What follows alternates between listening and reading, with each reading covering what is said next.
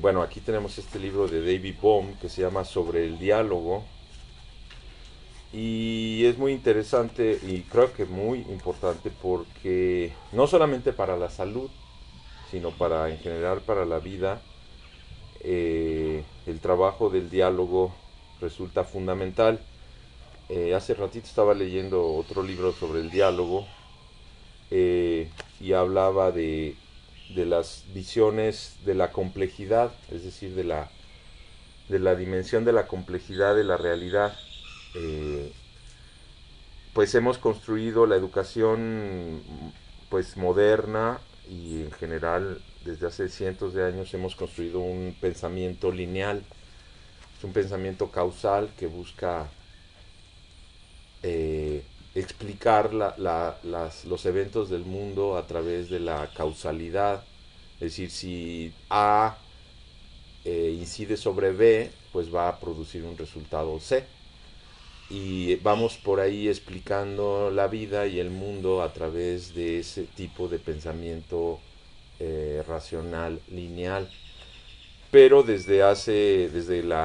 por ejemplo, desde la revolución de la mecánica cuántica hace 100 años, más de 100 años, un poquito más de 100 años, y por ejemplo con la teoría de los sistemas complejos, eh, hace 60 años, pues son dos ejemplos de varios más que nos han mostrado que el mundo, ni siquiera el mundo mecánico, opera siguiendo las reglas mecánicas. Por ejemplo, la atmósfera. Eso, bueno, no me voy a meter aquí a hablar de eso ahorita, pero no, lo que les mostró a los científicos de la atmósfera es que ni siquiera el clima, que es supuestamente un sistema completamente físico, o sea, partículas, movimientos, energía, y que supuestamente opera con ecuaciones matemáticas muy sencillas, cuando empezaron a explorarlo ya más a fondo se dieron cuenta de que el sistema atmosférico es caótico, por eso no se puede predecir el clima más allá de 3 o 4 días adelante. Aún con las mejores computadoras del mundo y con satélites y todo, el clima no se puede predecir. Nadie sabe cómo va a ser el clima en Jalapa dentro de un mes, nadie. Eso es absolutamente imposible.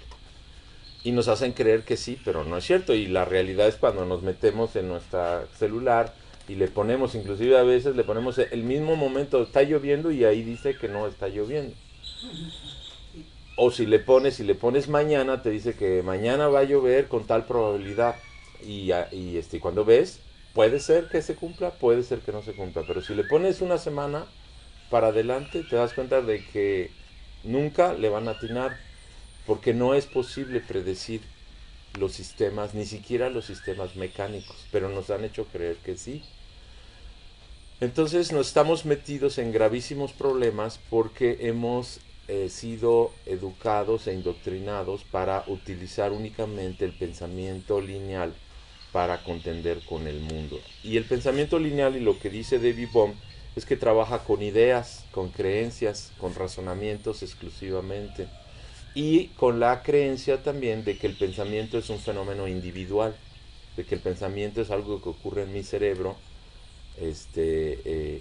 y que es únicamente nos pertenece a cada uno. Y eso es completamente falso y absurdo. El pensamiento, como el lenguaje, como todos los fenómenos humanos, es algo que está codeterminado culturalmente. Nosotros no pensamos solos en el desierto. Nuestras ideas y nuestras creencias, nuestros procesos de reflexión crecen y son modulados desde nuestra matriz cultural, desde todo lo que nosotros aprendemos culturalmente desde que nacemos. Entonces, ahí es donde llegamos y a donde yo quería que abordáramos la cuestión como David Bohm lo plantea. Lo que hacemos es repetir nuestras creencias e ideas y aplicarlas sobre la realidad de una manera esquemática y lineal. Y por eso las cosas no nos salen bien. Por eso estamos metidos en graves problemas, porque hemos perdido las capacidades que los pueblos antiguos se cultivaba y que todavía se cultiva, que es generar el proceso del diálogo. ¿Y qué significa generar el proceso del diálogo? Cuando nos ponemos a conversar, a comunicarnos entre 3 o 4 o 5 o 10 personas, si permanecemos haciéndolo durante un tiempo suficiente, quiere decir algunos días, semanas, meses, continuando, y a veces pasa en una sola conversación durante unas 2 o 3 horas, nos empezamos a dar cuenta de que empiezan a aparecer opiniones diferentes respecto al mismo tema. Por ejemplo, ahorita si nos se ponen 5 o 6 personas a platicar sobre el coronavirus, pues inmediatamente después de media hora van a empezar a aparecer creencias diferentes. El punto fundamental es que cada uno de nosotros vivimos esas creencias como si fueran verdades. Y eso sucede a nivel social, socialmente. Es decir, ahorita lo que está imperando es la creencia de un conjunto de científicos que se ha impuesto sobre las otras, porque son los que tienen acceso a los políticos. Pero hay otros científicos que tienen otras perspectivas, que tienen igual datos, que tienen igual cosas, pero esas creencias no son puestas a consideración. Ejemplo, la mascarilla. Ahora ya es mandato de que se tiene que usar y sin embargo hay artículos científicos y muchos científicos sabemos en el mundo que estamos diciendo que usar la mascarilla es un error gravísimo porque altera el pH de tu interior, te estás respirando tu mismo dióxido de carbono y ya se sabe que las alteraciones del pH tienen efectos muy graves sobre el metabolismo respiratorio, que es precisamente donde se da el fenómeno infeccioso. Sin embargo, lo que no quiero es entrar en este asunto de la discusión, que era un poco lo que hablábamos hace rato, lo que dice David Bohm.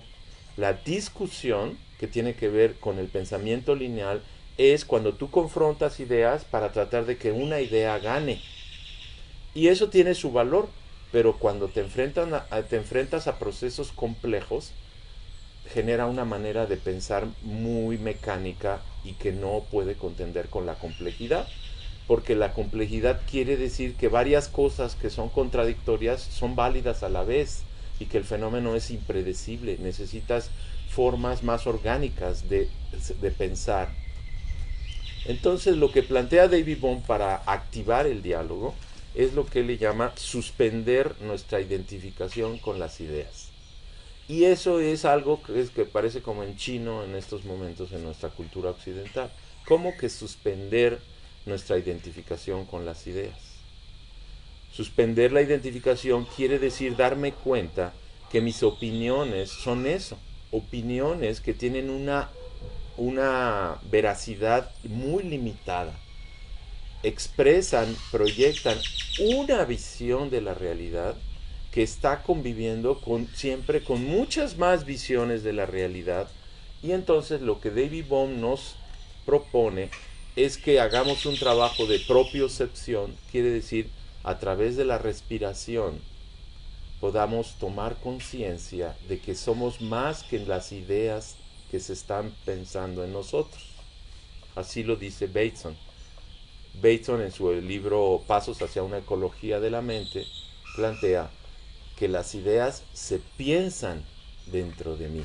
¿Qué quiere decir eso? Que la idea es un aparato conceptual que yo introspecté de un libro, de lo que un maestro me dijo, de lo que mi papá me repetía, de lo que mis amigos y yo como colectivo practicamos, de lo que sale a decir López-Gatell, ¿no? en la televisión, y es esa idea, y entonces yo la tomo y yo la aplico para estar ordenando el mundo y haciendo explicaciones. Lo que dice David Bohm es que si yo pongo atención a mi respiración cuando estoy en un diálogo, puede producirse una suspensión. ¿Qué quiere decir? Me doy cuenta que soy mucho más que la idea que estoy diciendo. Cuando nos ponemos a discutir, nos vemos que nos acaloramos y que nos apasionamos y que si alguien dice algo en contra de lo que yo estoy diciendo, lo siento como un ataque hacia mí mismo. Entonces esa es una manera de darme muy, muy fácilmente cuenta de que estoy completamente identificado con mis creencias y que las vivo como verdades.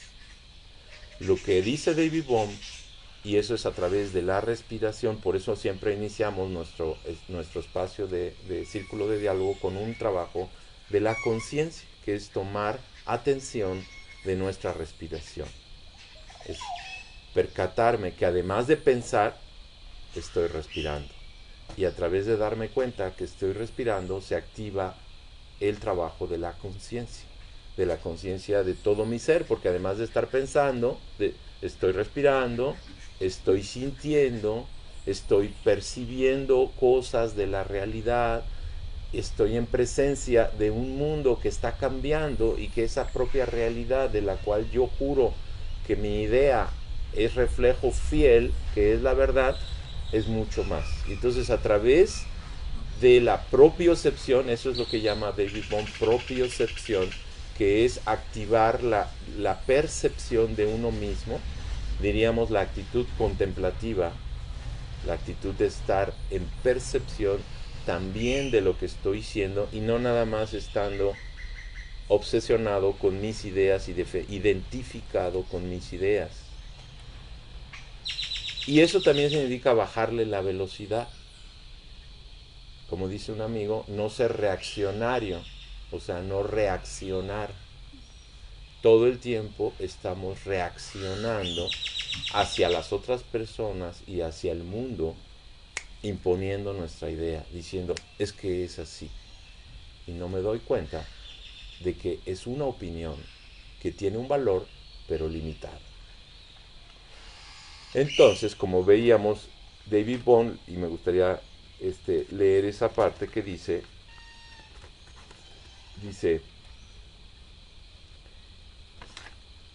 en mi opinión, el significado del término diálogo es algo distinto de lo que suele atribuírsele.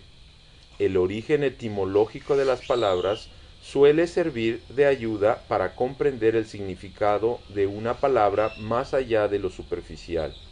El término diálogo proviene de la palabra griega diálogos, una palabra compuesta de la raíz logos, que significa palabra, pero en nuestro caso le daremos la noción de el significado de las palabras, y la prefija dia, que no significa dos, sino a través de. El diálogo no solo puede tener lugar entre dos personas, sino entre cualquier número, e inclusive si se lleva a cabo con el espíritu adecuado, una persona puede llegar a dialogar consigo misma. La imagen que nos proporciona esta etimología sugiere la existencia de una corriente de significado que fluye entre, dentro y a través de los implicados en el diálogo. El diálogo hace posible, en suma, la presencia de una corriente de significado en el seno del grupo, a partir de la cual puede emerger una nueva comprensión, y ahí está, a partir de lo cual puede surgir o emerger una nueva comprensión, algo creativo que no se hallaba en modo alguno en el momento de partida. Y este significado compartido es el aglutinante, el cemento que sostiene los vínculos entre las personas y las sociedades. Y eso es lo que no estamos teniendo en estos momentos. Y la metáfora del cardumen nos pone exactamente. Un cardumen son cientos de miles, a veces hay 10 millones de peces en un solo cardumen. Imaginémonos que los peces se pusieran, no, es para la derecha, no, ahí viene el tiburón, no, va para la izquierda. Y lo que nos damos cuenta, o los pájaros, no sé si han visto, hay unos videos de millones de pájaros que vuelan y hacen así, y nunca chocan y nunca nada. O las hormigas que construyen sus termiteros, o las abejas que construyen, y no hay alguien que esté diciendo, esto se hace así. Hay algo que le llaman cointeligencia. Y eso se produce cuando suspendemos nuestra identificación con las ideas y nos permitimos conectarnos con la realidad y con los demás a través del corazón, de nuestra percepción, y a través de ser capaz de no ser reactivamente reaccionarios y estar tratando de a fuerza hacer que la realidad se apegue a supuestamente mis ideas.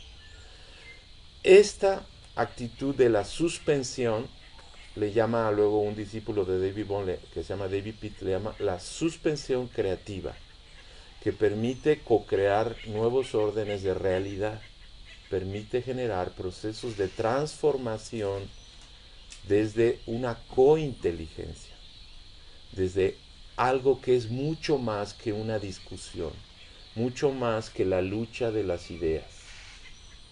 Entonces, ¿qué ocurre? Y con eso termino en la cuestión de la salud, tanto individual como colectiva. Lo que pasa es que yo todo el tiempo estoy reaccionando y construyendo mi organismo y mi vivir a través de ideas preconcebidas. Yo soy depresivo, yo tengo cáncer, yo me pasa esto, yo no puedo dejar de comer, de tomarme mi Coca-Cola, yo no puedo dejar de masticar tan rápido, yo no puedo pararme a las 7 de la mañana para hacer chikun, ¿verdad? Son puras creencias, pero tenemos cientos de años heredando un sistema que está dirigido sobre la base de creencias, con todo esto que ya dije. Y eso se produce interiormente con los procesos fisiológicos en donde las ideas provocan actitudes, provocan, por ejemplo, como hemos mencionado, a través del sistema psiconeuroendocrino inmunológico, se construye, por ejemplo, que es lo más grave, un estado de estrés interior permanente. Y el estrés crónico es el sistema destructivo celular más poderoso que hay. Destruye los procesos de la organización y comunicación celular en el sistema inmunológico. Destruye los procesos de regeneración celular porque constriñe los vasos sanguíneos, evita que llegue el oxígeno, evita que lleguen los nutrientes en las cantidades y proporciones adecuadas para la reparación celular. Provoca inflamación crónica. Y la inflamación crónica, porque el estado de estrés es un estado de, que se le llaman en fisiología, correr, luchar y correr. Es decir, viene un tigre, o luchas o te subes al árbol. Y en ese momento el estrés es algo que sirve. Y en ese momento se inhiben toda una serie de funciones inmunológicas, por ejemplo, porque lo más importante en ese instante es correr y huir. Pero eso está hecho para funcionar durante unos segundos, durante unos minutos, no para estar toda la vida. Entonces, lo que se ha estudiado es que el estrés constante provoca inflamación crónica. Y la inflamación crónica está en la base de prácticamente todas las patologías que hay, empezando desde el Parkinson, Alzheimer, cáncer, artritis, diabetes. Todas las enfermedades crónicas degenerativas e infecciosas agudas están relacionadas con la inflamación crónica. ¿Qué está pasando, por ejemplo, en los pulmones de las personas? Una lluvia de citocinas que provoca una inflamación que obstruye los alvéolos y ya no puede haber el intercambio gaseoso y las personas mueren asfixiadas. Lo que no están diciendo es que esa inflamación crónica aguda que se produce, vamos a suponer, por el coronavirus, tiene esa gravedad porque las personas ya vienen por un estado de inflamación crónica, ¿verdad? Un estado del sistema inmunológico completamente dislocado. Y eso es provocado por un estado de estrés de años, porque ni siquiera cuando estamos dormidos soltamos el estrés. Y estamos hablando de un proceso que está hecho para durar unos segundos, que se ha convertido en una actitud permanente de miedo y estrés. Y a eso podemos llegar en el caso de la pandemia. Tenemos una pandemia igual o mucho peor de terror y miedo crónico desde hace 3 meses. De que si me entra el virus me voy a morir y de que mi sistema inmunológico es incapaz de contender con el virus. Eso provoca a través del sistema de las ideas un estado de estrés crónico que provoca un estado de destrucción de la regulación del sistema inmunológico. Por lo tanto, estamos susceptibles tremendamente a las lluvias de citocinas que son las que causan estos graves problemas. Entonces, si no reaprendemos a tener una relación más orgánica con nuestro pensamiento, y si nada más vamos reaccionando, no tenemos oportunidad de desarrollar un, que como yo le llamo, un sentipensar orgánico, que es una relación viva y no dogmática con nuestras ideas.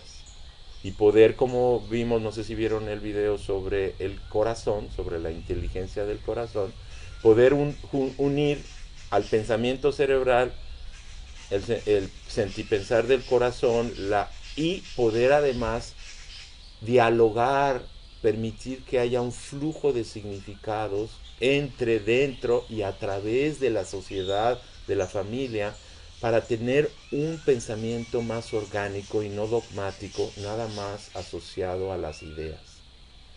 Esta es una herramienta indispensable para la vida, para sobrevivir y para generar formas de decisiones y de acciones que no sean dogmáticas y encerradas en la identificación con las creencias y las ideas.